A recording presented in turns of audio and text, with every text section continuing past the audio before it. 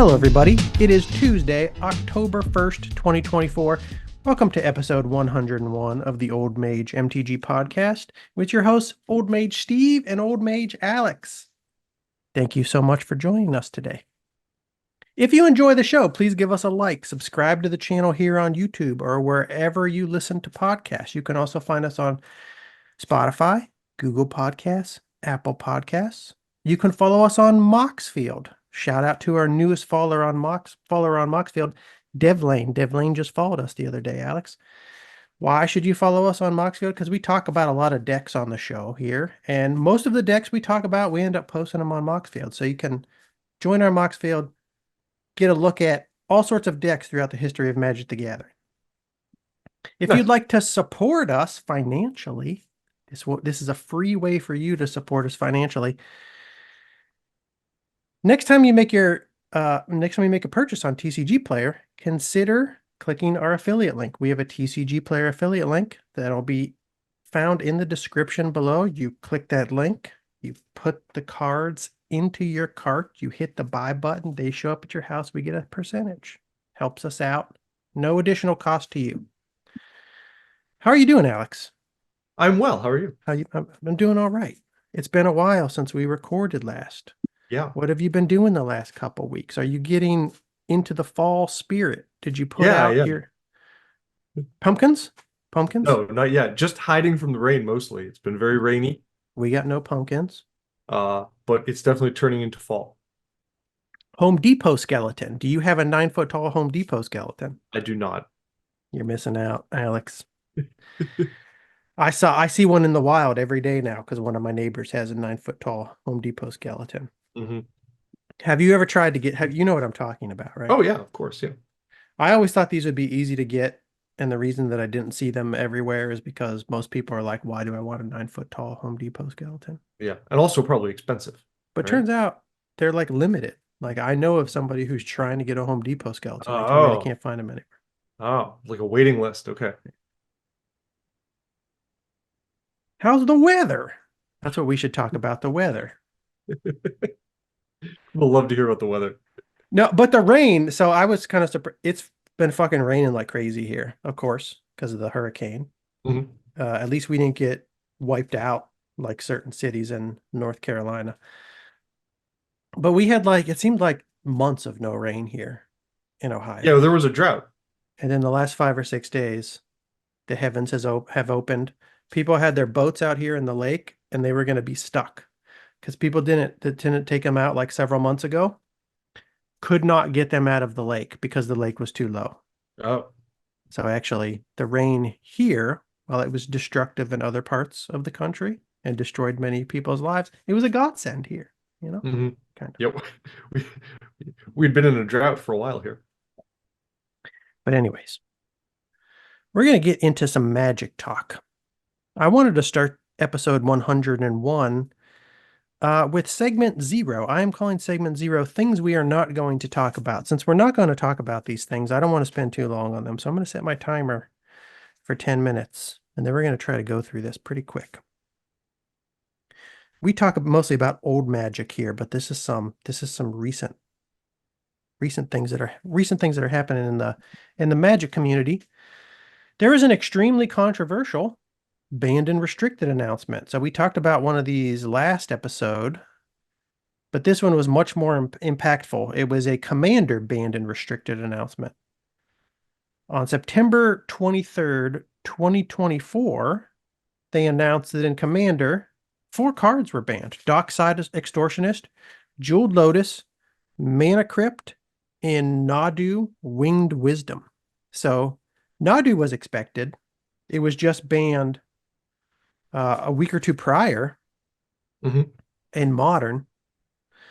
And I've never played with Dockside, but I've heard about Dockside. And I think it was on a lot of people's lists for cards that may or may not be banned. It wasn't a major cause of uproar here.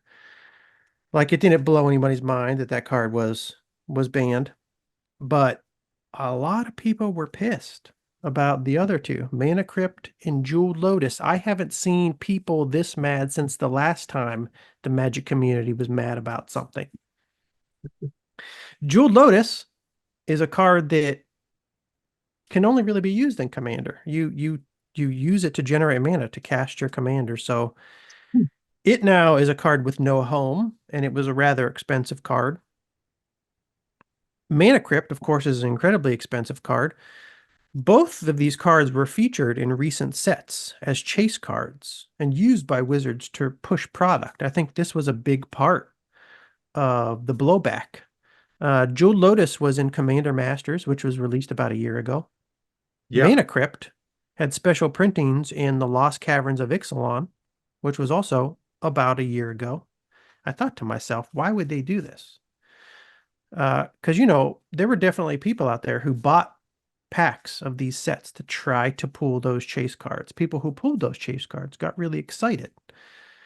They've been holding on to them since. People who bought those printings as slightly cheaper versions of the earlier printings. And there's still quite a bit of money. I think Jeweled Lotus was like $100. Mana Crypt was several hundred when it was banned.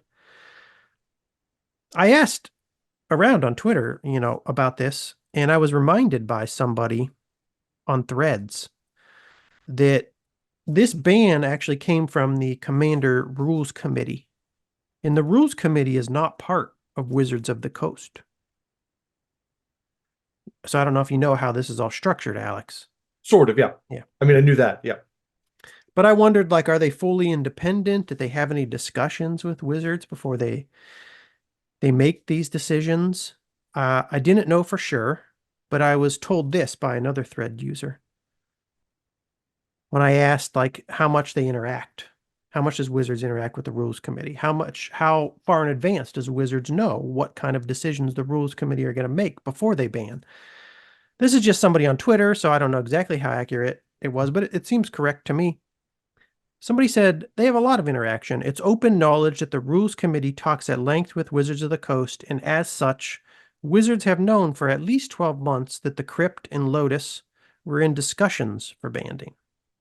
They didn't know they were going to be banned, but it was something that was actively being discussed. He says this has been talked about by Jim LePage, who was a member, maybe the head of the Rules Committee. I'm not sure, but he was at least a forward-facing member of the Rules Committee.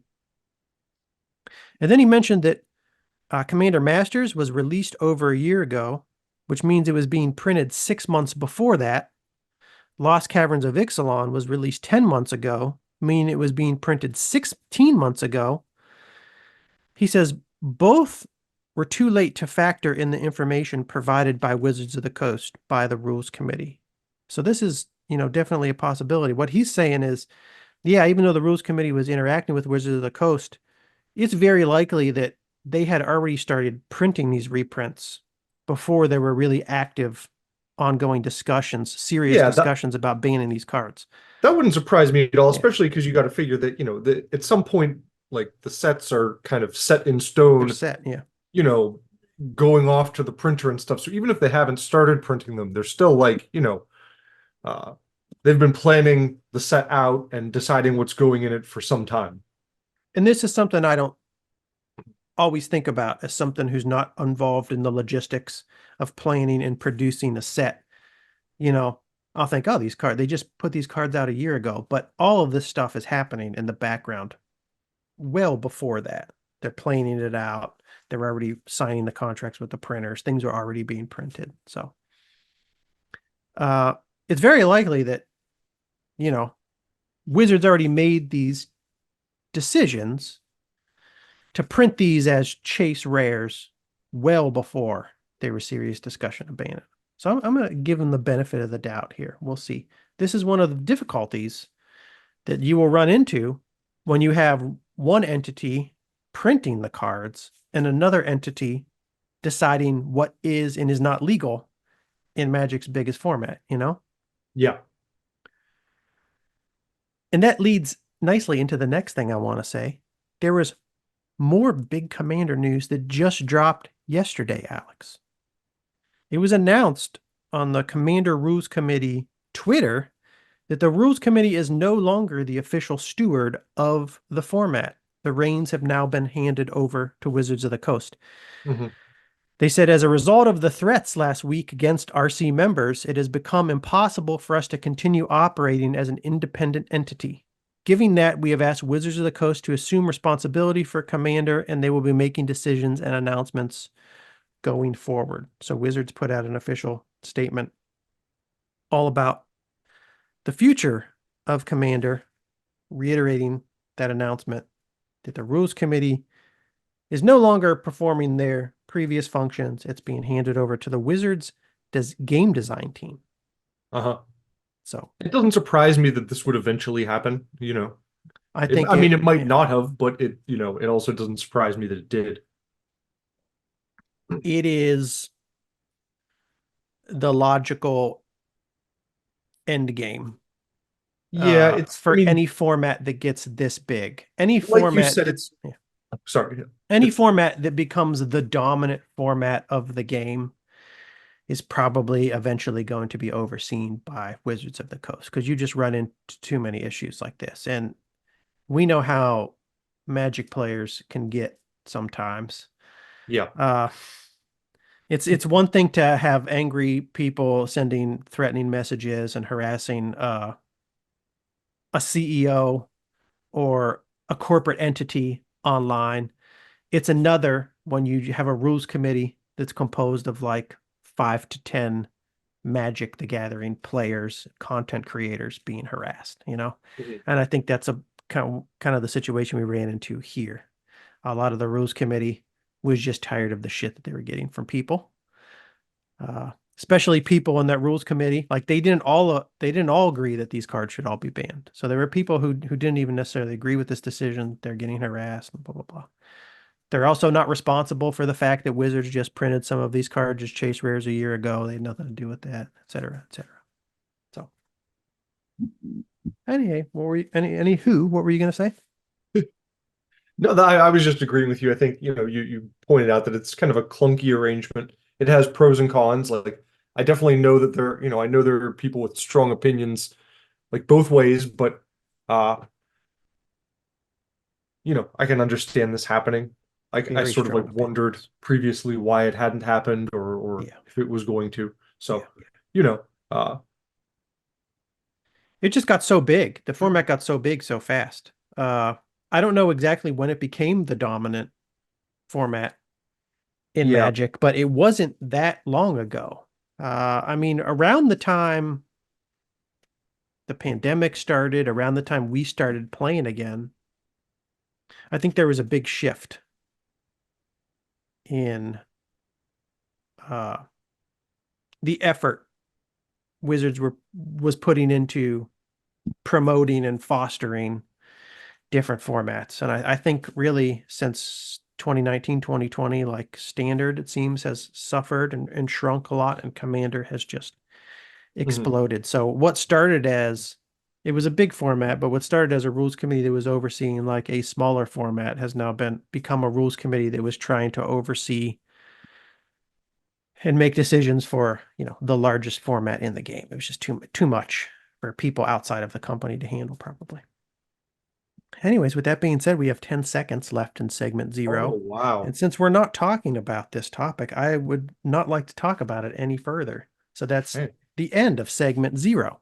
it's a perfect landing. I nailed it. That was a perfect time to start the episode officially. I'm going to start the episode officially with a follow up to the previous episode. I Sounds came perfect. across this post, Alex, on the Premodern MTG Reddit. Carevex Purge against Stiflenot. A user on Reddit posted, I'm not a pre-modern player, so sorry if I'm missing something, but I just saw Carevex Purge on Scryfall, and it seems like a very strong sideboard card against Phyrexian Dreadnought. 3 mana to kill it and deal 12 to the opponent seems pretty nice. Again, I don't really know much about the format, but it seemed like some nice tech. I wanted to bring this up because it made me think back to a segment from one of our old podcast episodes. It was episode 36, where I mentioned using it against the Dreadnought. I think we also cut a clip from that podcast called something like I Will Slay Your Dreadnought or something. It was about Carevex Purge. another card similar to Caravex Purge that I think was also printed in Mirage, possibly called Delirium. Oh, okay. And then there's a card I think from Invasion called Backlash. Backlash, yeah. That They all do doesn't similar destroy, it just taps a creature, taps. so it probably wouldn't be as good. They'll do similar things. They destroy or tap, in the case of Backlash, a creature and then deal damage to that creature's controller. Yeah. And back around the time of episode 36, Dreadnought was a big deck. It still is now.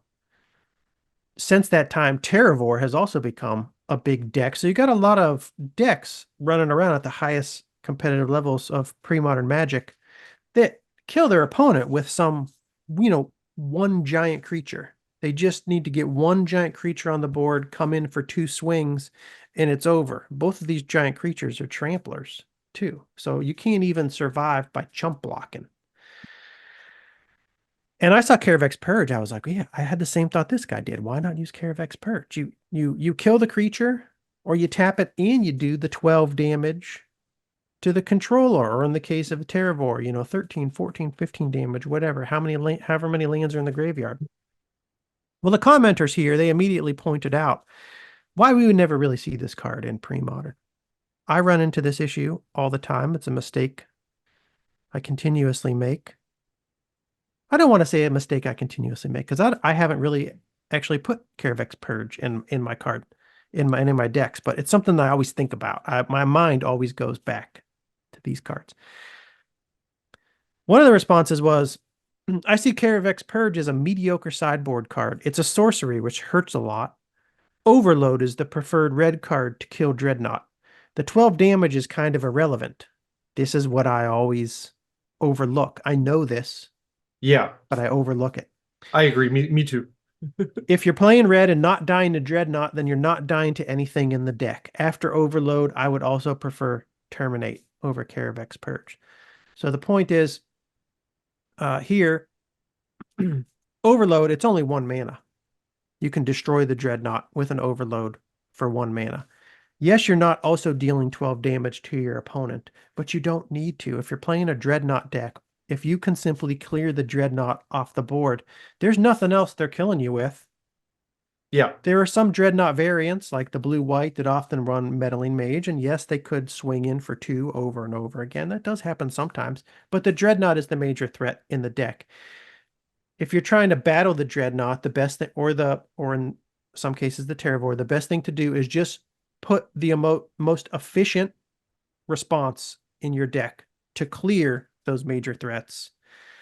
Dealing the damage in addition to clearing the card, it's a win more Yeah. effect. And I'm constantly drawn to win more cards, but win more cards don't necessarily help you win the most. You know? You know what I'm saying? Yes, definitely, definitely.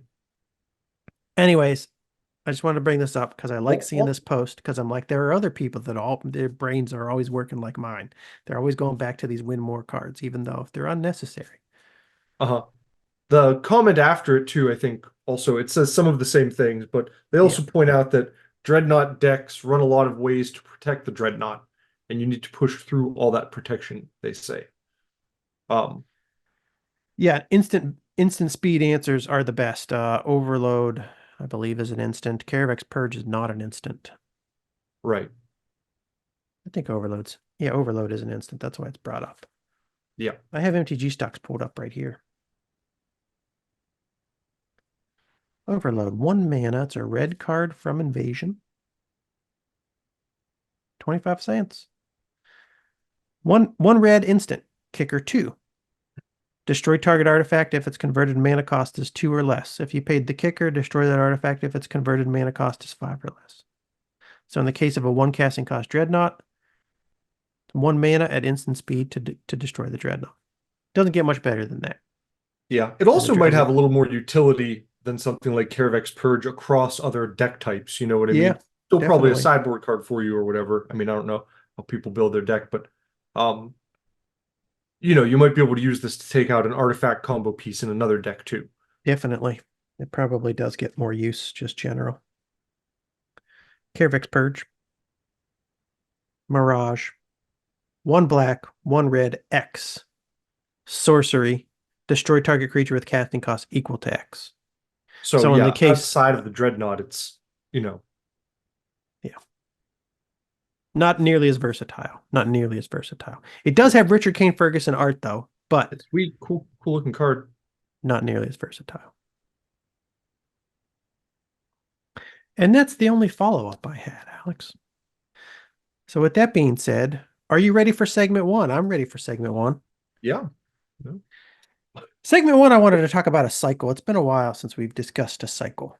We used to do that a lot more often when we first got back into Magic and we were unfamiliar with almost all of the pre-modern card pool. We were just browsing through a lot of the sets, finding all sorts of cool cycles. We wanted to talk to each other about them. I posted a prophecy card the other day online and somebody responded and said something about, yeah, I always loved some of the cards from prophecy, especially the avatars. And that made me look into the avatars of prophecy. I'd seen them before, but I had kind of forgotten about them. There's one that I play, but I wasn't familiar with all of them. Today I want to talk about them. So segment one is the avatar cycle of prophecy. What are the avatars? The avatars are a cycle of creatures, one for each color, and each of the avatars are rares. They cost 6 colorless and 2 colored mana, and at least have a static ability that reduces their cost by 6 colorless if certain conditions are met, and a static combat or evasion ability. So they're very high casting cost creatures, but if you meet the right conditions, you can cast them for only 2 mana. They're also all very big boys. And the first one I want to talk about is called Avatar of Hope. Avatar of Hope is the white avatar.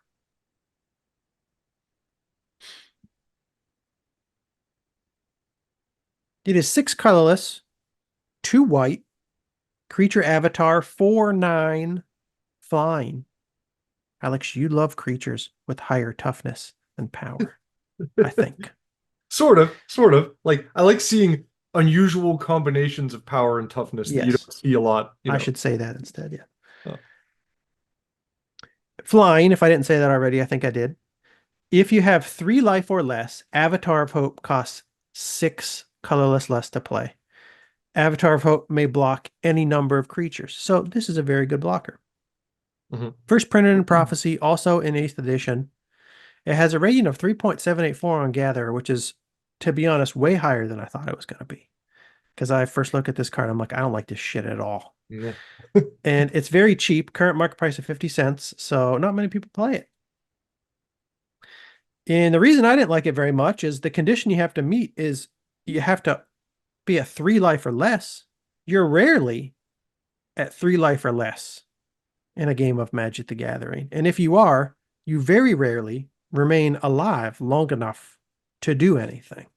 Yeah, That's a it's yeah, very precarious situation you're in. a very narrow window to use its ability to get it out faster. So I mean, it's really I've got to assume it's only used when like your deck is doing some sort of other fiddling with your life total. You know what I mean? You're Oh, you using other assume. cards that allow you to spend life as a resource so that you can spend your life pool all the way down, or some other cards that like keep you alive even if you're, you know, get down to 1 life or something like that. You assumed right, Alex. Yeah. I want to say one thing about this card too. It should have vigilance. You're putting up this blocker, this big beefy blocker, to keep you alive towards the end of the game when you're almost dead. Yeah. It could block multiple creatures. I wish it at least had vigilance because you could, in that case, you could at least then attack and kind of start Yeah. to whittle down their life whilst trying to save yourself. It just sits there as a blocker for the most part. Because even as a 4/9 multi-blocker, that's I don't know. I feel like it could still use another ability, uh, something else to make it more of a threat. Because I don't know. I feel like you're gonna block 3 things with it and it's gonna get killed, you know? If they have anything that, if they have any decent threats down, it's just gonna like live 1 round to block 3 things, or we won't be using it to its full blocking potential. Most definitely. Also, I want to say it has RK Post art. Great art on all of these avatars. I like the clouds on this one. RK Post did the whole cycle. Can you zoom Some in on the angel face? Because I can't really see what's going on there. Is it like an angel with her head turned sideways? Yeah, so this is I have this put up on MTG stocks, but let me pull it up on Scryfall instead because the images are always higher resolution on Scryfall. So that's better for Yeah, looking at the art. This is the 8th edition art. that one's kind of It's freaky. it's fine, but I don't love it as much. Here we go. Zoom in on that art, Alex. It looks like she got a crown of eyeballs around her face. I bet that's because Oh, she has sight in all directions, and that's what makes her a good blocker. okay. Maybe. I think those are That's eyeballs. that's wise. And then she's farting bubbles. These are bubbles. This is how she projects herself through the air. I don't know what's going on there, but good art. I found this comment on Gather when I looked this card up on Gather. I thought this was kind of funny. This is from the Annals of Gatherer. Gatherer user the_AC says this is his favorite card in the game. Really? And I must admit that's mostly sentimental value. So, something he played back in the day. But what I thought was funny is he gives his favorite card in the game of Magic the Gathering a 4 out of 5. Still not a 5 out of 5 for the AC. Well, maybe he was rating it on, how good it is I as know. opposed to the It's I funny. know. I just thought it was funny. That's my favorite card in the game. 4 out of 5. I was looking to see what people do with these different avatars. How many of them get play, if they've gotten any play at all. What do people try to do with them? I've never seen anybody play the Avatar of Hope in pre-modern, but I did see it in the main board of 3 modern decks on MTG Top 8. So all placed in an MTGO modern daily tournament. I have no idea how competitive these are. But yeah, I was But also going to say in modern card pool too, there's probably some, yeah, better things to combine this with. and I wanted to look at one of those 3 that I found on MTG Top 8. It is called Death Shadow, and it's exactly the style of deck that you thought this card would be found in. So Death Shadow was played by Stealth Pants _Stealth Pants back in Yes. 2014 at MTGO Modern Daily Tournament. It's a white, black, blue deck. It is full of cards that reduce the land total of the player. Sorry, reduce the life total of the player, Okay. including a number of lands. So it has a bunch of lands that reduce the life total. There's fetch lands we see in here. And there's also a land that I had never seen before called Godless Shrine. And oopsie. There we go. Godless Shrine is a card that I guess was first printed in Ravnica Allegiance. It's a plain swamp. It's a dual land. Tap it to add a plain or a swamp. As it enters the battlefield, you may pay 2 life. If you don't, it enters the battlefield tapped. So it's a dual land tap land. Or you can choose to have it enter untapped, but you lose 2 life. In most cases, you don't want to lose the 2 life just to put a land into play untapped. But in this case, it's actually great. It works with the theme of your deck. Yeah, okay. What else was in here? Arid Mesa, I believe. Yeah, so Arid Mesa is a fetch land. Cavern of Souls. That one doesn't reduce your life total. There were also spells, like additional spells that reduce your life. Some that I wanted to highlight. Thoughtseize, which I've heard plenty about. This gets a lot of play. 1 black sorcery. Target player reveals his or her hand. You choose a non-layered card from it. That player discards that card. You lose 2 life. So it's an early game discard. You get to target a card, lose 2 life. Again, in this case, that can actually be beneficial to you. And then 2 others that were really cool that I saw called Plunge into Darkness and Spoils of the Vault. Plunge into Darkness has lovely Magic the Gathering art on it, in my opinion. Never seen this card before I saw this deck. It's an instant for 1 colorless, 1 black. Choose one.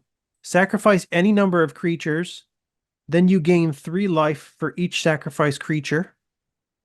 Or pay X life, then look at the top X cards of your library, put one of those cards into your hand, and remove the rest from the game. It also has Entwined for 1 black.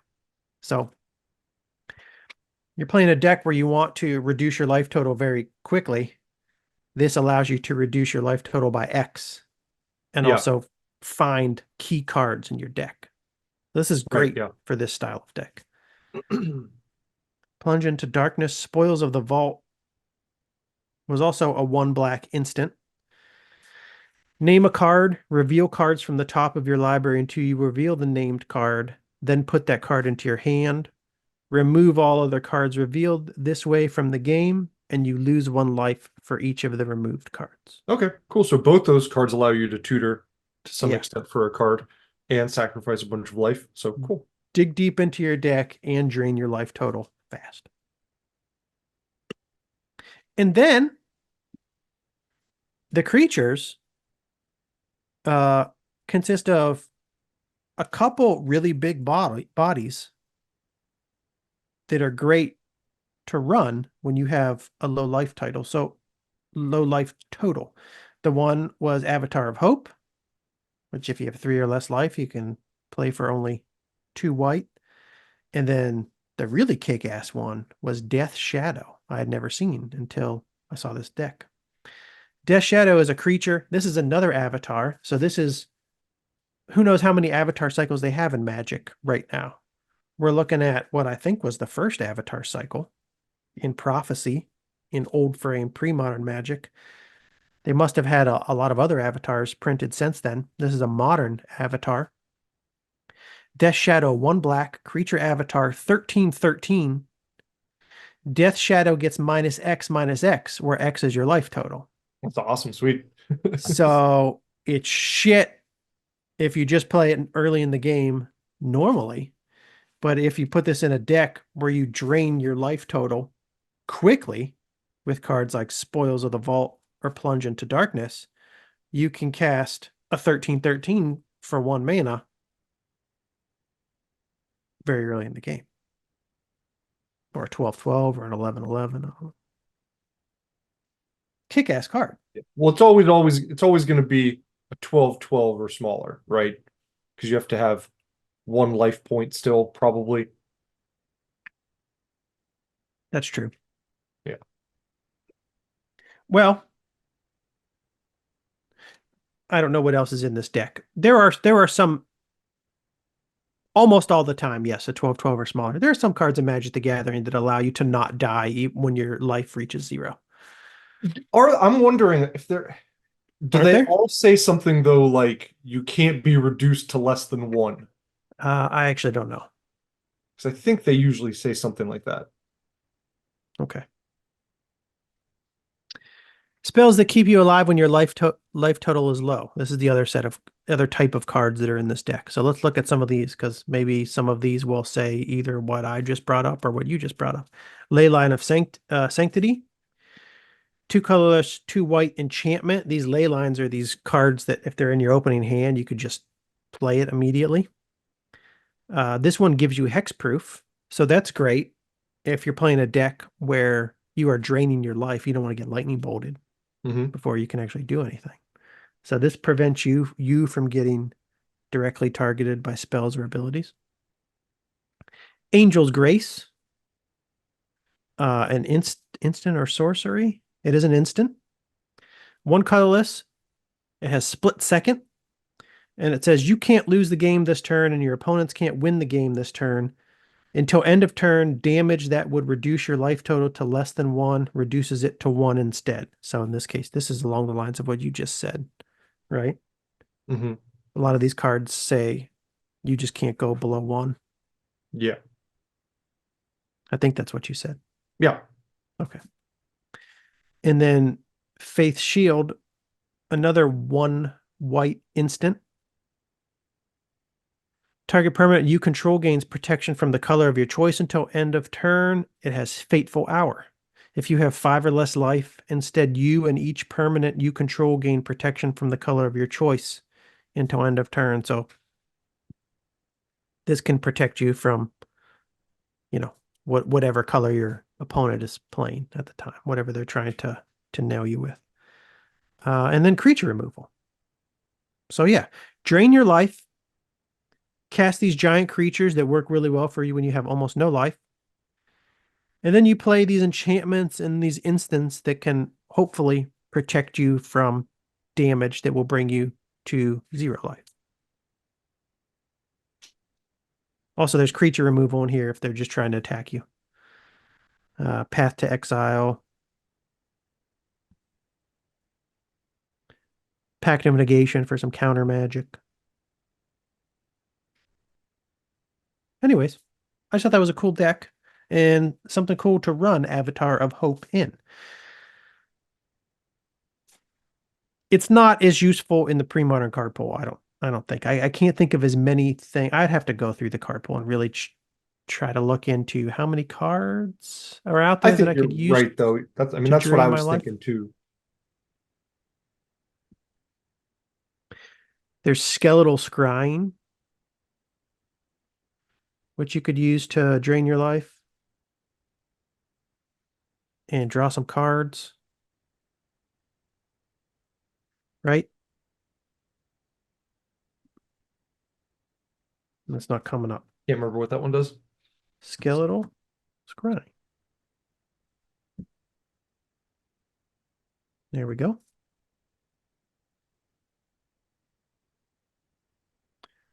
Odyssey 1 black X. Never mind, I'm wrong. As an additional cost to play Skeletal Scrying, remove X cards in your graveyard from the game. You draw X cards and you lose X life. So I remembered the lose an X life part, but like you can't do this to drain yourself for a lot of life at the beginning of the game because you already have to have a bunch. You have to Yeah, have X cards in your graveyard. So and that's X-Man. not and X mana. Well, no, not X mana. So the X is remove cards in your graveyard from the game. You have to have 1 black mana and then X cards in your graveyard. Or no, maybe you do You have to still have have to X pay. mana You still have too. to pay the X-Man. It It says does. It says as it says it's an additional cost. Yeah, okay. Read the whole card, Steve. This is what happens to me. I get excited. I just read parts of the I card know. all the time. Got to read the whole card. Some people, wise men say, reading the card explains the card. But that's Avatar of Hope. Cool in niche cases. Next Avatar. And a different card too. It's fun because it's a little different, And a different card. A fun little challenge to build around. But I think all these avatars are a little bit different, so Yeah. they all have that going for them. What's Second next? Avatar I want to talk about is the blue Avatar. It is called Avatar of Will. It is 6 colorless, 2 blue, creature avatar, 5/6 flying. If an opponent has no cards in hand, Avatar of Will costs 6 colorless, less to play. First and only printing is in Prophecy, so load up on your Avatars of Will now. They're never going to reprint this. This is going to the moon. This is an excellent spec. If you guys own equities, stock, if you own S&P 500 index funds, sell now. Put it into Avatar of Will. 3.830 on Gatherer. That was not financial advice. I would not do that, by the way. Just have to state it. A current market price of 56 cents. So, again, doesn't get that much use. But out of the avatars, this is the one that I don't currently play and that I want to start building around. I think this would be pretty nice in a little black-blue discard deck. Not bad. It would be unexpected. It would be an interesting brew. There are better creatures to play. There are better decks to play. But sometimes I just want to play Avatar Will, so leave me alone. You know what I'm saying? Someone did play this before in decks. It has happened. some point in history, I found actually some decks with Avatar of Will listed on TC decks. It was played in Premodern in the Mox Forge League. I'm going to pull up one of these decks. The thing that struck me most about the way this card was used in this deck is they didn't even bother to play it with discard. They just played the damn thing, I guess, because it's big, or maybe just because they wanted to play some avatars. So it was a blue, white, black control deck played by Finn. The deck name was White, Blue, Black Control. 4 creatures in the deck, 2 avatars of will, 2 avatars of woe, which is the next one we're going to talk about. And then it was just like a land still deck. So it was a blue, white control deck with 4 standstill, white removal in the form of Swords to Plowshares, Disenchant, Wrath of God. Black is kind of in here for Vindicate and I guess Avatar of Woe, which can be tapped to remove creatures. And then blue, counter magic, absorb, counterspell, accumulated knowledge for card draw, factor fiction for drawing cards, ghastly demise, which is one I don't know. What is that? 1 black, instant, destroy target non-black creature if its toughness is less than or equal to the number of cards in your graveyard. So removal. But just, and then, man lands and a white, blue, black mana base.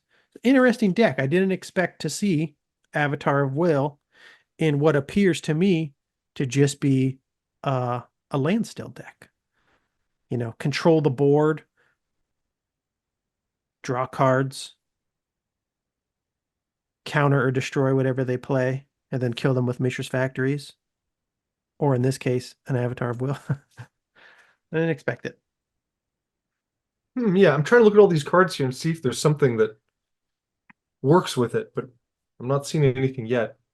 I don't think there is. Like nothing that I noticed that is like great for Avatar of Will. Nothing to strip in their hand.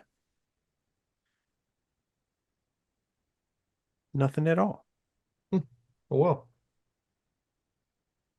But maybe the man is like me, and sometimes he just wants to play Avatar of Will. I don't know.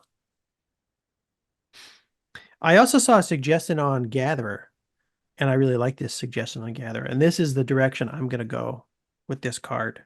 And I like the fact that Avatar of Will is very cheap to pick up, and this card that I'm going to mention is very cheap to pick up. I was looking around on Gatherer. I saw somebody say, well, this was a Denegator, D-A Negator. Well, let me start. I'll say, from the Annals of Gatherer, Denegator says, on June 26, 2011, at 2:16 and 45 seconds in the afternoon, I played it with No, I screwed that up. I played it with Parallax Nexus. Yeah, that's a 2-0 good against combo. Sly. Never played this deck again. Winking smiley face. And I like that idea a lot, actually. Because I saw this card, I immediately think blue-black discard. I didn't think about Parallax Nexus. And these Nexus cards, or these Parallax cards, I should say, they're not Nexus cards. They're all Parallax something else. Yeah. These Parallax cards from Nemesis are doing all sorts of damage in all sorts of different decks. Mm-hmm. They're real pains in the ass. They're real good for removing certain things. Parallax Tide, removing lands. Parallax, whatchamacallit, the white one. You know what I'm talking about Yep. for removing creatures. Yep. Parallax Nexus. I never see this one played. Removes cards from hand, I think. Let me read it. 2 colorless, 1 black, enchantment, fading 5. Remove a fade counter from Parallax Nexus. Target opponent removes a card in his or her hand from the game. Play this ability only if you can play a sorcery. When Parallax Nexus leaves play, each player returns to his or her hand all cards he or she owns removed from the game with Parallax Nexus. So this is great in a black-blue shell because blue, you're going to be running Stifle. This is why blue, this is one of the powerful ways to combo these Parallax cards. You Stifle this trigger that returns whatever you've removed after the parallax card fades away. So basically it just becomes permanent lane removal, permanent creature removal, in this case, permanent discard. But the other thing is if you don't happen to have a Stifle in your hand at the time, you could still play Parallax Nexus to temporarily strip their hand and then just cast the Avatar of Will for 2 mana. Right? So then they get the cards back, but still you Yeah. got to play you got to pay your Avatar cheap. So Yeah.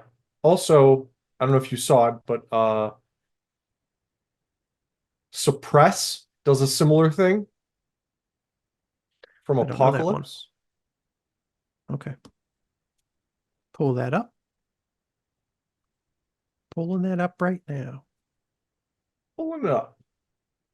It's also cheap. It's also black card. It's also 2 colorless, 1 black.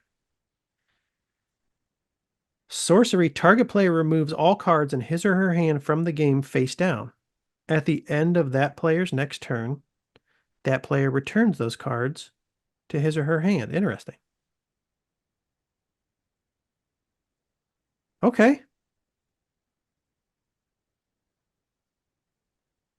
Why would I play one over the other? This one can't get disenchanted. And well, Well, even if the parallax, never mind. I don't want to get into that. What were you going to say? Parallax. I already forgot what it's called. Parallax.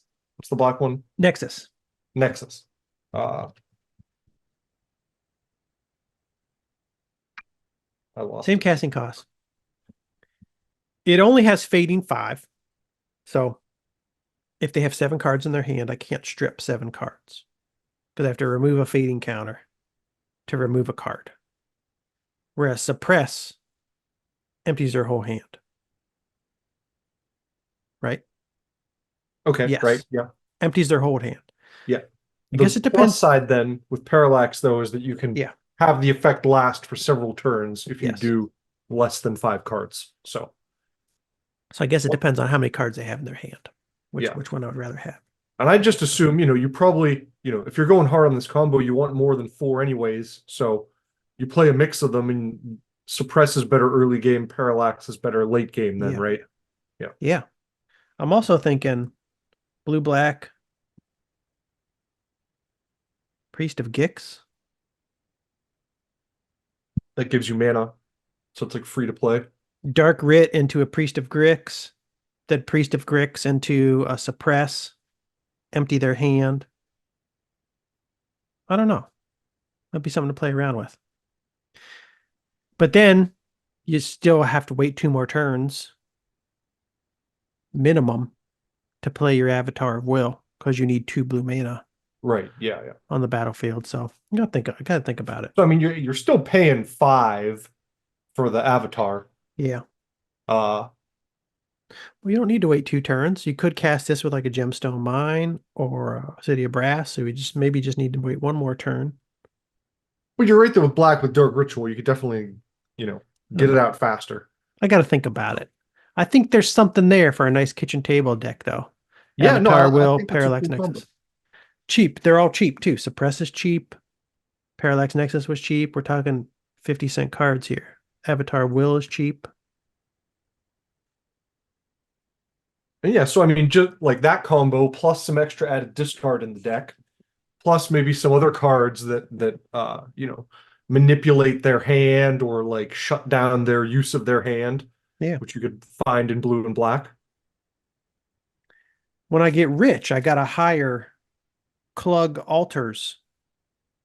I'm forgetting if it's Klug Altars or Krug Altars, even though I look at his cards like every day. I think it's Klug. Aaron Klug. Really good altarist, really good artist on all the socials. Let me look this up real quick. Klug. Eric Klug. That's what I said the first time. When I'm rich, I can hire him to alter this frame or alter the image within the frame to Will Smith smacking Chris Rock or something. You know what I'm saying? Yeah. You know, only cost me like $500. Actually, I think his I think his altars usually go for way more than that on eBay. When they hit eBay, I think they go for like 1,000 or more, right? Have you ever looked at them? I haven't priced them. I mean, I've seen altars up that are cool, and I know they can be pricey. He puts them on eBay. I don't think it's that uncommon for them to go over 1,000. And if you wanted to have them, if you wanted to commission one special for you, it might probably even cost even more. Anyways, I really like this one. He did, well, instead of pulling up on my phone and showing my phone, why don't I do this real quick?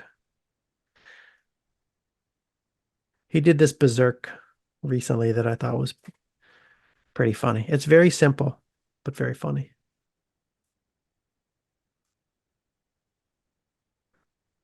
Clug altars.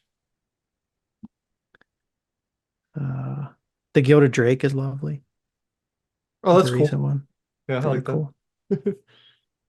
Here's a Force of Will. I think he's also done a Force of Will of Will Smith slapping. If he hasn't done that, somebody's Someone has. definitely I've done. seen I've done that them. before. I got the reference. I like that Doctor Strange. That's pretty cool. That's very cool counterspell. I like that the color scheme is it fits already. Like the color scheme's already there in the original. Yeah, it's like the original art a Yeah. lot. What did I want to show? I don't know. Berserk. There was a Berserk. Here we go. Like I just thought this was Hypnotoad funny. is cool. I mean, they're all great, but this one just made me laugh. It's ridiculous. It's just simple and elegant and hilarious. Okay, anyways. That's Avatar Will. Third avatar we're going to talk about is an avatar that Finn also ran in this pre-modern blue, white, black control brew. It is Avatar of Woe. Wow. Alex, Avatar of Woe is a card that you've run against me too, I think. Hmm. I think I put it in the deck too, but I don't think I ever cast it. I don't even remember what deck I had it in. Avatar of Woe Well, is this has six gone up a colorless. few dollars. Sorry. Yeah. It's much more expensive than the avatars, other avatars. It gets play, actual play. It's not just bulk, although all of them are bulkware prices except for this one. 6 colorless, 2 black, first printing in Prophecy, many reprints. So even though it's been reprinted the most, but it's by far the most expensive. Archenemy, Commander Anthologies, Conspiracy Takes the Crown, Masterpiece Series, Premium Deck Series, Graveborn. I thought this was a football helmet for a second. I was going to be like, what the hell's going on there? It's not a football helmet. It's 6/5 creature avatar. If there are 10 or more creature cards total in all graveyards, Avatar of Woe costs 6 less to play, 6 colorless less to play.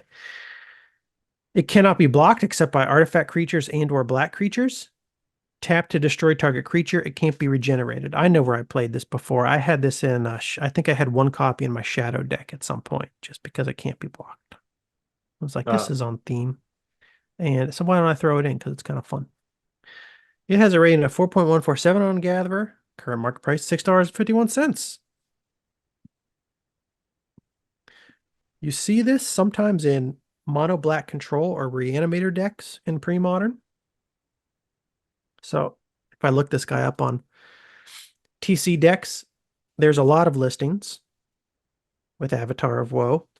Most yeah, I've put it in. commonly, it's played in Reanimator. This is a version of Reanimator played by Elendrile. Am I pronouncing that correctly, Alex? I know this person online, but I'm assuming this is a name from a character and something I should be familiar with. Are you familiar with it? It sounds elvish. It's sort of like a Tolkien name, but I don't know if it's an actual name from in there. That's what I wondered. It feels like it Like is, there's doesn't it? Elendil, but that's not the same. So I Let's don't go know with if riff let's on go that or just something different. let's go with Elendrile. Elendril. Magic Online Society, August, League 2 in 2024. Came in 11th out of 94 players. And it's just a reanimator deck, and Avatar of Woe is one of the big baddies. You got your Putrid Imp, which is not a big baddie, but it facilitates discard. Then you got big creatures like Phantom Neshoba, Symbiotic Worm, Visara, the Dreadful, Akroma, Angel of Wrath, and then you got your Avatar of Woe. I was going to mention Visara on this topic because it's a similar type creature. I've Yeah. kind of tried to decide between the two of them for like reanimation purposes before. Mm-hmm. It also, the thing I'm not sure, like I like both these cards. But my question to myself that I haven't figured out yet is, am I too taken with the fact that they have this cool Royal Assassin type ability on them? Uh, because I'm not sure if it matters. When you have the big fatty, it's like, do I want to use my big fatty, Yeah. tap it down in order to kill another creature? You know what I mean? It's like you have all Yeah. your eggs in one basket, sort of. Um, so I'm not sure if I should be using these two creatures or if I should be trying to, I don't know, do something else, or if there's because there's a lot of big nasty creatures to decide from. Yeah. I don't know. I'd be more likely to run it. Well, here's the thing. I kind of understand why they're present in both of these decks. I like it in the previous deck we looked at because that was very much a control deck. And the creature with this type of ability, it gives you the option if you just don't have a removal spell that you need in your hand on a particular turn, it gives you the option to use that creature as it's like an additional removal. It's a removal spell with optionality, as I want to put it, Yeah. Okay. in the control deck. So yes, your control deck is already loaded with removal, but this gives you a way to add even more removal into your deck that can also function as a big body that can kill your opponent in 4 turns if it stays out. Mhm. So I like it in the control deck for optionality. In the Reanimator deck, you often don't have the space for removal because you're trying to pack the deck with so many other spells that facilitate your reanimation strategy that you just don't have as much space for removal as you would normally have in a well-balanced deck. So you can add these creatures to, again, give you that optionality for Okay. removal. Yeah. So I guess that's the purpose I see for these creatures in these two decks. Yes, you could always put a bigger body in, but I don't But this know. way you don't have to have separate removal spells as You much. don't have to have separate removal spells. Because you could always be facing somebody who has a slightly bigger body on the other side of the table, even though you're reanimating 7/7s and 5/6/6s and etc. etc. Yeah. I like this deck we're looking at, by the way. Yeah, What's he brews. Unmasked do? I forget. This guy That's brews it. a lot of decks. He comes up with a lot of really cool brews, and he doesn't play. He doesn't typically play stock lists, so it's always fun to see his deck picks when he posts them online. It strips their hand. Unmask 3 colorless, 1 black sorcery. You may exile a black card from your hand rather than pay unmasked mana cost. Target player reveals his or her hand. You choose a non-land card from it. That player discards that card. It's from Mercadian Masks. Okay. It's one of the alternative casting cost spells in Mercadian Masks. There's a cycle of them. It's a card that I need to pick up a playset of, but I just haven't gotten around to it yet because there's so much stuff to pick up, and I don't play that much black, so I just haven't targeted these yet. They'll probably go up to $50 before I get around to buying them. And then if I do buy one, then they'll reprint it or something. That's the way it works. But that's Avatar Woe. Uh, my guess for why it's so much more expensive, 10 times more expensive than any of the other avatars, is it probably sees a lot of play in Commander. This is my guess. Because I think this second condition, this Oh this yeah. condition that reduces the casting cost is probably pretty easy to meet in a 4-player game, Yeah. multiplayer game like Commander. So one-on-one, there's not going to be all that many times where there's going to be 10 or more creature cards in graveyards, unless you're playing a very particular type of deck. Yeah. But in Commander, it's going to happen a lot more. So probably gets a lot of Commander play. The fourth avatar, Alex. This is the red avatar. Avatar of Fury. Avatar of Fury is 6 colorless, 2 red, 6/6 flying creature avatar. If an opponent controls 7 or more lands, Avatar of Fury costs 6 colorless less to play. It has fire breathing. So pay 1 red, Avatar of Fury gets +1/+0 until end of turn. First Printing and Prophecy, couple reprints, Commander and Arch Enemy, Nicole Bolas. Rating of 3.946 on Gather, again higher than I thought would be. Current market price of $1.07.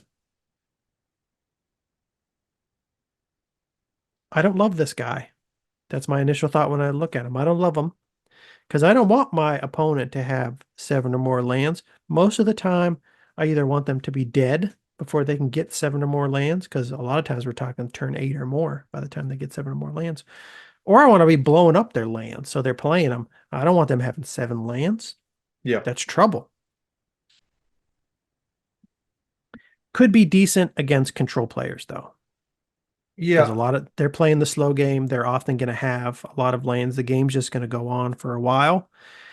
And if the game goes on for a while, if you can't close it out quickly like you wanted, at least late game, you have a 6/6 fire breathing flyer that you can play for just 2 mana and still have more mana open to do something else that turn. Yeah. Hopefully you have more cards in your hand still. Yes. Um, I agree with your first point. I do think it is, if the game does go long, it's very likely that your opponent will now have 7 lands, so it will be usable. But yeah, I don't know, a little bit back and forth. The thing I like about this is I'm thinking about it for my sneak attack deck. Mm-hmm. Because with the red enchantment sneak attack, you Yeah. can cast everything with haste for 1 red mana out of your hand. So now it's 6/6 flying, haste, fire breathing. I can dump all my extra mana into it, once I bring it out.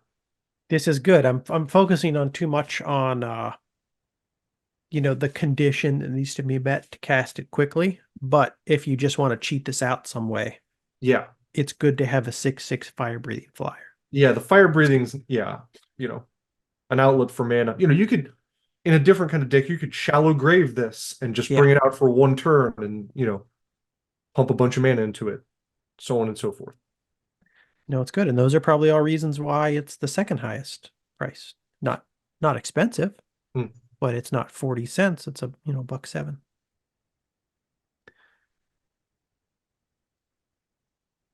And then the last avatar, the fifth avatar. This is the only avatar I've ever played so far. Avatar Avatar of of Plants. Avatar of Might. You were close. So close. 6 colorless, 2 green. Hmm. Creature avatar 8/8. That's what I'm talking about. Trample. That's what I'm talking about. These are things that get me excited. They've got me excited since I first saw Fortune of Nature as a youngin. If an Mhm. opponent controls at least 4 more creatures than you, Avatar of Might costs 6 colorless less to play. Mhm. First printing in Prophecy, also printed in 10th edition, rating at 3.927 on Gatherer. Current market price of 61 cents. Mhm. So not You just too hard need to get out. Huh? Not too hard to get out. You just need to have you just need to have your opponent have more, at least 4 creatures. Yeah. Then no, sorry, at least 4 more creatures than you, Yeah. which not typically a good situation.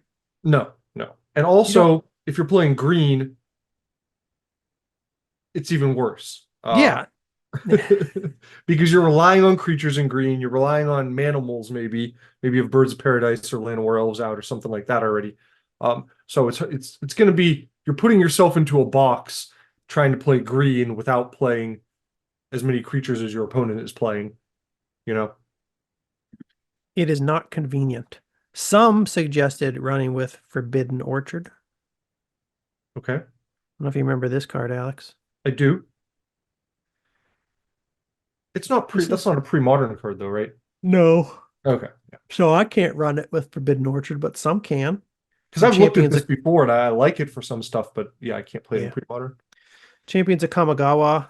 Tap to add 1 mana of any color to your mana pool. Whenever you tap the Orchard for mana, put a 1/1 colorless spirit creature token into play under target opponent's control. So, you have this multicolored land that has a bit of a downside, but sometimes you can turn this downside into an upside for you. Avatar Yeah, Might is a situation where you could turn it into a bit of an upside for you. sure. Yeah. I was thinking about, you could try to play this in some kind of creatureless deck. You probably wouldn't be going mono green at that point, but in a green blue deck or something. Uh, and you could use something like donate. Seems like kind of a clunky combo now to be bringing out your own creatures and donating them, but there are creatures that have downside, so you might want to donate a downside creature to your opponent, and now you can bring out your avatar quickly. Why do I run this creature, Alex? Because I wanted to build a red-green Varchild's War Riders deck. I was just gonna say with Varchild's also, like, yeah, your opponent's making token creatures. Red-green War Riders. So my goal is to get out the War Riders as quickly as possible. And it has a cumulative upkeep. Put a survivor token into play under target opponent's control. Treat this token as a 1/1 red creature. So it's good to have a 3/4 trampler with Rampage out on turn 2, but it's bad after a few turns. All of a sudden, you get this cumulative upkeep. They're getting a ton of creatures. You got to have usually a way to clear those tokens, from your opponent's side of the board. So I've just been running this with all sorts of creatures that I can use to ping those 1/1s. Granger Guildmage. Goblin Sharpshooter's the best because it taps on taps, taps on taps, Just taps keeps on going, taps. yeah. You just mow them down. You got your Simoons. You got your Earthquake. But also, I wanted to get fun. I wanted to get a little bit spicy. I wanted to throw an Avatar Might in here. Let those Survivor tokens build up just long enough. Then cast your Avatar Might for 2 green.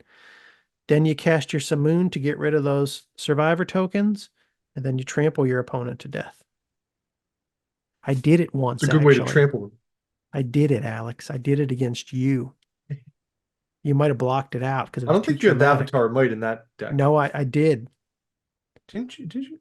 I thought you You had some blocked it worm in out. there. Didn't you have a worm? You blocked it out because of the trauma. You couldn't deal with it. Mm. It was wiped from your memory. There was no worm. It was the Avatar of Might. I cast it for 2 green. The game was over right then. So it was short. You blocked it out. You can't remember. But that's how I run Avatar of Might. Don't know what anybody else does with it. Probably nothing. Not much. 61 cents. I'm Solid trying to kitchen think of table other card. stuff that has your opponent make creature tokens, Oh, You well. could do carry on. Carry on? I'm always looking for some reason to play this card. I've literally never played it. But doesn't it put negative counters on creatures? It kills a creature. Oh, sorry, you can't do it. It says sacrifice a creature. That won't work. You sacrifice a creature, put into play a number of maggot tokens equal to the sacrifice creature's power. Treat these tokens as 0/1 black creatures. Okay. I had in my head that it kills a creature, then generates 0/1 maggots, but it doesn't. You have to sacrifice your creature. So I don't know then. There is other removal that removes. There's a white card, removes a creature from play and replaces it with a spirit token, like a 1/1 token or a 0/1 token or something, but I think it's just 1 token. So Okay. I don't know. Varchild's War Riders is the best thing I've come up with so far, which is why I'm playing it in that deck. And it does work sometimes.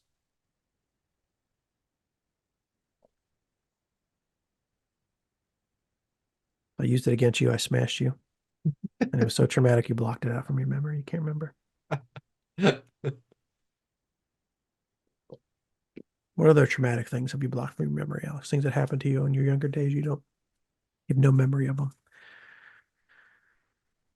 You're going to go to therapy one day. This is going to come back What's to happening you. right now? You're just going to scream, Avatar! And the therapist is going to be like, what? Did you hate that movie too? And you're going to go, no. Have you ever watched the Avatar movies? Yeah. No, I watched the first one. And then The after that, I whole didn't thing? have any more interest, and I don't understand why they keep making them. And I'm not really sure I understand why they keep making money. Uh, I yeah, watched a sorry. portion of the You first like one. Avatar. I thought it was just horrific. It was I was at a relative's house. It was some holiday, Christmas or Thanksgiving. I don't remember. It was on TV. I'd never seen it. I'm like, let me give this a try. It was terrible. I probably watched a half hour of it or something. It It was was not. I did not think it was good, frankly. I thought the story was kind of generic, and there were all these like not kinda. tropes. Like there It were a lot was of overused generic movie yes. tropes that were in there, and It was uh, terrible. yeah, I think everyone went to see it for the visual effects. I think, which is why I went to see it. But that's why I don't understand why it wasn't just a one-off thing. Why James Cameron is stuck on this. Like he must be going crazy because he's old, probably. I don't know. Because here's How, someone who, I mean, James Cameron did I Aliens and Terminator 2 know. are like two of the best movies ever made, my personal opinion. Oh, he did The Abyss He too. also did The Abyss, which is an awesome movie. He did Uh, Titanic, which I've never seen, but and people I love it. don't, yeah, I don't, I've always stayed away from Titanic and not interested really, but I understand that from at least from his personal interest and his historical perspective, he's put a lot into that, and it's a Yeah. big interest for him. So I understand why he, is involved in that kind of stuff. But uh yeah, I don't know. I know he can do better than Yeah. Avatar, I guess is my Yeah. point, because I've seen Aliens and Terminator 2 Yeah. and We The expect Abyss. more from you, James. Come on. Yeah. What are you doing with your life? Oh well. Speaking of directors losing their minds with old age, have you heard anything about Megalopolis? Are you No, familiar I've at just all? heard of it. I've heard of it. I know there's one or two people in it. Francis Ford Coppola. It's apparently Oh, a movie that he's been trying to make forever.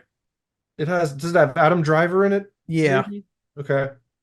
And I someone gotta else I saw was in it. I I can't gotta remember. watch it. It sounds like it's absolutely terrible. Oh, really? Like so terrible that some people are now enjoying it for that reason. Okay.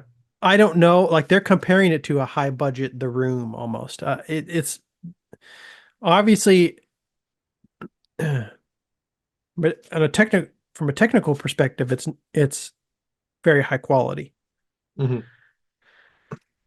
But storyline, dialogue, it sounds like it's just a terrible shit show. And it cost Francis Ford Coppola $120 million to make it. It sounded like nobody would finance it. I Hmm. think he sold his winery to make this movie finally, like at the end of his life. It was a good winery. Would have No. just stuck with the winery. Damn. This is what I think happened. I don't, but I have to watch a little bit of it. Uh, Audience ratings currently, when I just Google it, it's two out of 5 stars. Not even two full stars, 1.5 stars. Anyways, that's Megalopolis. That's Carry On. That's Avatar of Mike. That's the Avatar cycle. Segment 2, Alex. Last segment of the show. Last segment of episode 101. I want to talk briefly about something that happened a couple weeks ago. It was Lobstercon. Lobstercon 2024 happened in Cambridge, Massachusetts from September 20th to September 21st. Shout out to Ryan from Ohio, who represented Ohio at Lobstercon with Red Green Terra Oath. What is Lobstercon? If you don't know what Lobstercon is, it's a community organized Magic the Gathering event. It was started in 2018, so it's not even that old. It grows every year, I think. It's just getting bigger and bigger. Something I would really like to go to at some point. I don't know if I'll ever get out there though. Before I would ever go to something like this, I have to start playing more in person a lot. I'm hoping to Yeah. do that here in the Columbus area over the next year or so. It features old school 93, 94, and now pre-modern tournaments. I think this year it was the biggest pre-modern tournament ever held in North America. We had the North American Premodern Championships at LobsterCon this year. It's also a charity fundraiser. They raise a lot of money every year for a nonprofit called A Room to Grow. It is, I think, local to the Massachusetts area. I shouldn't say that because I don't know that for sure, but I think it is. Let me click on the link right here. It's right there, Room to Grow. roomtogrow.org. It's loading. They support families with young children. They're having a gala in New York on Tuesday, October 22nd, if you want to check that out. Where could I see volunteer mission? Where can I see where they're active? Let me click join our program.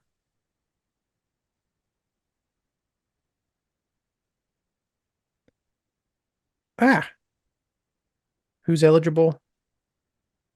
Expecting families? I don't know. Boston or New York? There we go. Okay, so I think this starts to answer my question. They have family centers in Boston and New York. So they're at least in those two places. They're not just Boston. That's all I wanted. That's the only information I wanted to get.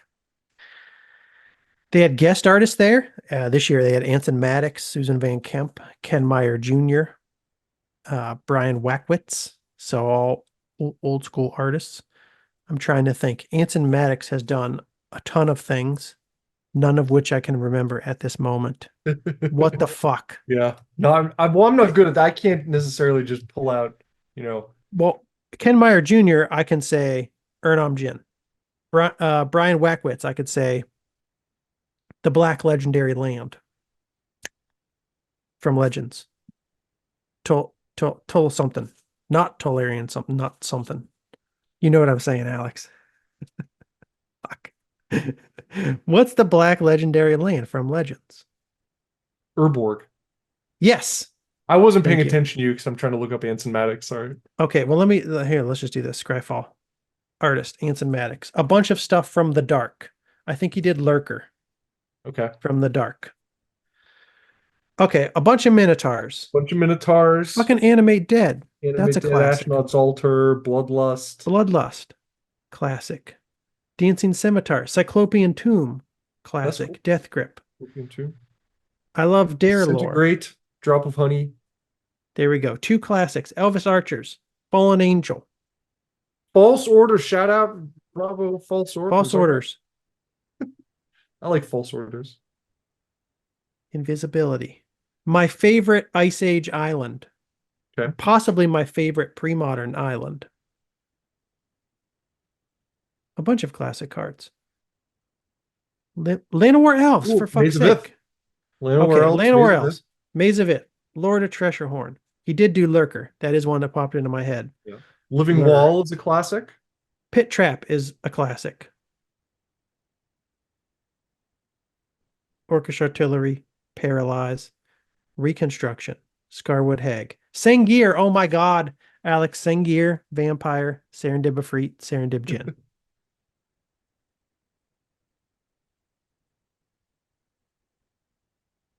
I always liked Giant. Two-Headed Giant.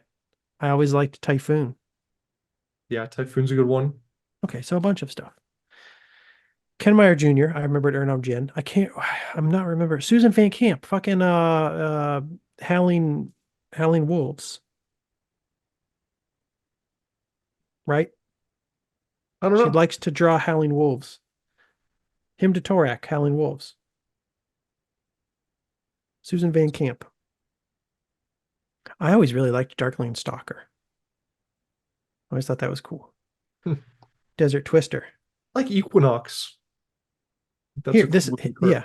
The Howling Wolf, him to Torak. Oh yeah, That's the one that probably looks the like most a famous sea line. Alex, how dare you? How dare you say that? Oh, Old Man of the Sea? I didn't know she did Old Man of the Sea. It's I a good always one. like that one. I always like that one a lot. She could sign my Varchild's War Riders, Alex. There you go. If she's at Lobstercon next year, and I go, and Whirling Dervish, she could sign my Whirling Dervishes and Wily Wolves. How could I have forgotten that? I remembered her doing multiple cards with wolves howling at the moon. Wolves and Moons and Wolves on Wily, Cliffs. Wily Wolf and him to Torak. Now I got to do Ken Meyer Jr. Just real quick. because I know Ernum Jin.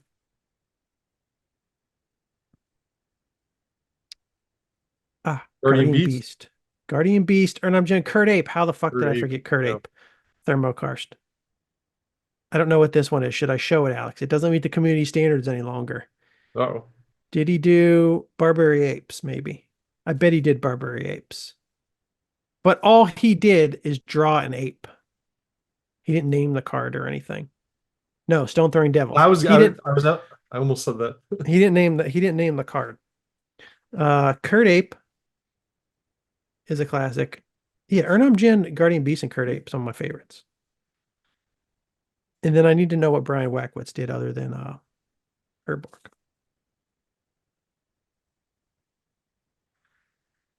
Oh, Angus McKenzie. Oh, he did Barbary Apes. And that is fine with the community guidelines. That one is not turned around. They don't have to ask me if I'm okay with seeing it. He did one of my favorite lands, Pumpkins and Fog, the pumpkin brush land from Foggy Ice Pumpkins. Age. Oh, he did Hammerheim too. A few different. I did Pendle. Okay, he did Hammerheim, Pendelhaven. He must have done all.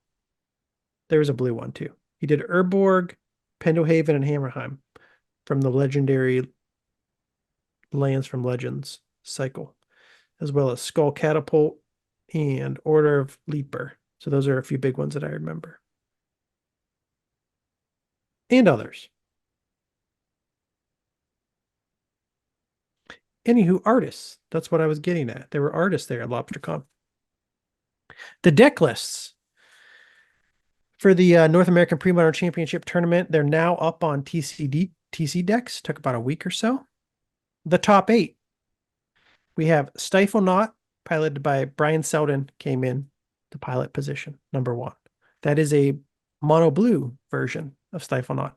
Michael Coyle came in second, also with Stifle Knot. This is the blue-black Stifle Knot. So if you're wondering, what's the best version of Stifle Knot? Mono blue? Is it blue-black? Is it blue-white? Is it blue-green?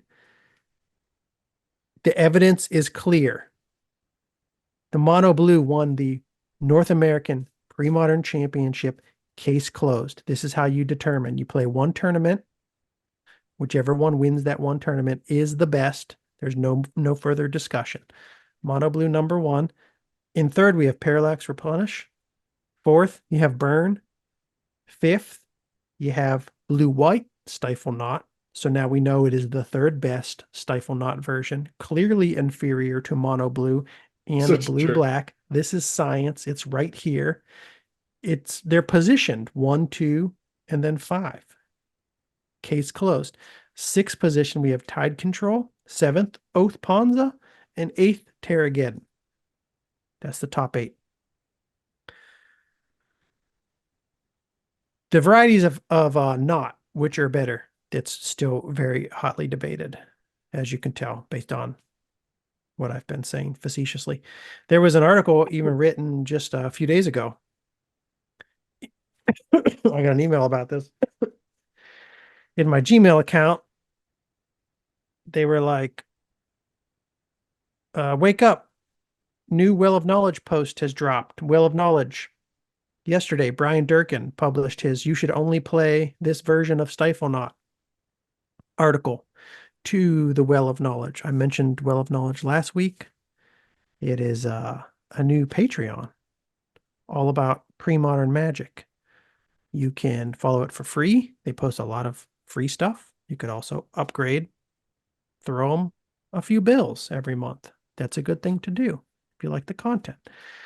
But Brian Durkin published this. You should only play this version of Stifle Knot. He goes through pretty briefly the different varieties of Stifle Knot that are played: blue-white, blue-black, blue-red, blue-green, mono-blue, the pros and the cons.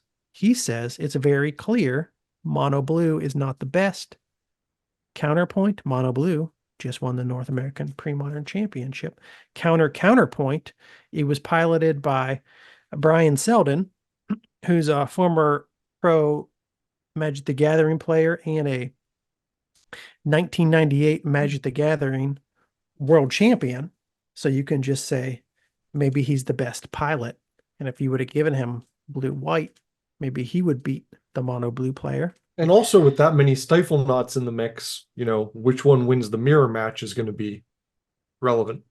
Counterpoint, you can also say, since he's a world championship, or since he's a former world champion, he knows best how to evaluate which of these varieties are the best. And he chose mono blue. So I don't know.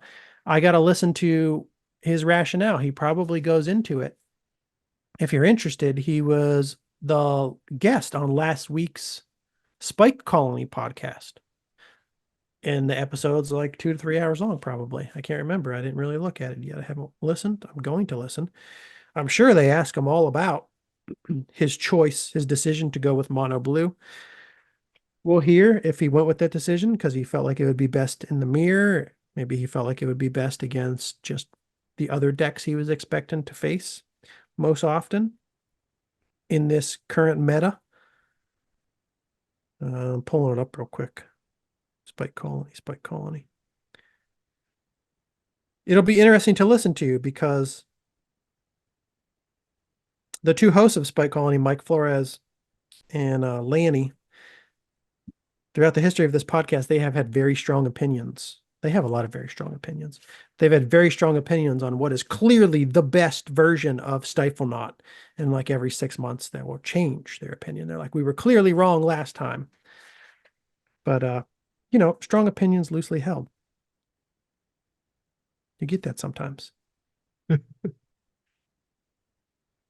That's also why they're fun to listen to. Especially Mike Flores. He's very strongly opinionated. But he always describes his rationale. But, new information comes to light. Things change. Sure. I'm interested to see where their opinions fall now. Brian Selden, I mentioned he was a former world champion. His world championship deck was Cali Nightmare. So this was back in 98. He used Survival of the Fitness and Recurring Nightmare along with a bunch of toolbox creatures to take down the world championship tournament. So you have things like Mana War, Necrotal, these enter the battlefield creatures. You have Spike Feeders, Spike Weaver, Spirit of the Night that you can Survival of the Fittest in just as a big beater. Tradewood Rider to bounce, Uktabi Orangutan, destroy artifacts, Wall of Blossoms and Wall of Roots that can block, also draw cards and generate mana. Another big beater in Verdant Force. So this was an early Rexer deck or recurring Nightmare / Survival of the Fittest deck. He is now the 2-time North American Premodern Champion. Alex, he's a 2-time. I can't remember how many years they've had the Premodern Championship here at Lobstercon. When it first started, I believe it was just an old school. I think they may have only had Premodern Championships the last 2 years. Brian Selden has won the last 2 years. In 2023, he ran blue-white Landstill. So this is a blue-white control deck with Standstill, blue counter magic, card draw, white removal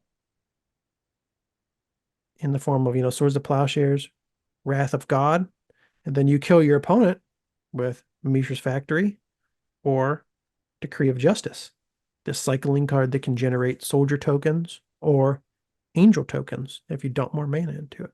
So this is your finisher. Draw more, generate card advantage, control the board state, come through with a big decree, or pick them apart more slowly with the factory. This year, he kind of stuck with the blue control strategy, but backed up with one of the biggest beaters in the game, Mono Dreadnought. Not Mono Dreadnought, Phyrexian Dreadnought. So this is just a hard deck to deal with. You have so much counter magic. You have card draw in the form of Gush, and if you're playing only islands, you can Gush fairly easily. You have great free spells in Foil and in Daze that allow you to counter spells, even if you don't have mana open,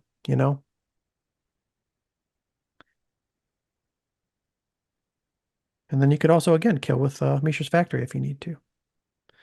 I think the real innovative thing about his strategy was the sideboard. People had done this before. I don't know how many people have done this before, but it's not the very first time I've seen it. But he really leaned into the strategy with this deck. And I again want to listen to him talk more about it to better understand when he decided to side this card in. But he leaned heavier into the control strategy in some cases, and he boarded in a Parallax Tide. So you really go full land destruction, removing their lands from play, preventing them from really doing much. And I don't know yet when he boards in the Parallax Tide, but I think he would probably board this card in against every deck that requires more than 3 mana to operate smoothly, because it's just a really good way to slow down a lot of decks. And that's about it. I just wanted to mention that very briefly. We might go into this in more detail later on, but again, Spike Colony is really the place to go for this. They talked to Brian Selden, Mike Flores, and Lanny were both there at Lobstercon. They're both much higher level players than we are. They're competitive players, not just kitchen table Magic players like us. But I still like to see what these tournament guys are doing. What are people spiking tournaments with these days? Seems like it's been the Dreadnought for a while. One of the most surprising things about LobsterCon for me was I looked through the decks on TC decks. No goblins in the top 8. I keep scrolling down. 9, we have another Oath Ponza. 10, we have an Elves. 11, we have Burn. 12, Parallax Replenish. 13th, Stasis. 14th, another Stifle Knot. 15th, Stasis. 16, Elves. There's not a goblin in sight. 32 decks, not a single goblins deck. That surprised me. I feel like that's very unusual for the high-level pre-modern tournaments to not see a single goblins deck. Yeah. It's a deck that a lot of people prepare for because they expect it. Now, do we not see one in the top 32 because people over-prepared for goblins and they just had too hard of a time? I don't know. I'm just surprised to not see a single goblins deck. 3 elves decks in the top 32. Anyways, that's all I have to say about LobsterCon. I really just wanted to mention that it happened recently. Stifle Knot dominated the tournament. And then we have a 2-time champion in Brian Selden. Alex, do you have anything to say about LobsterCon? I don't think so. It sounds interesting. I'm gonna have to go look through some of these decks, see which ones are,